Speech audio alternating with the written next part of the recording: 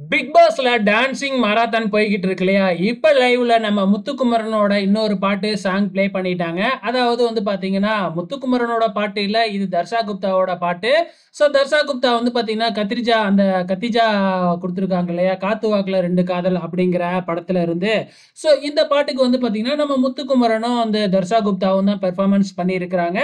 இவங்களோட பெர்ஃபார்மன்ஸ் எப்படி இருந்தது அப்படின்னு பாத்தீங்கன்னா, ரொம்ப ஹையாவும் இல்ல. ஆவரேஜ்க்கு மேல கொஞ்சம் நல்லா இருந்துச்சு அப்டின்னே சொல்லலாம்.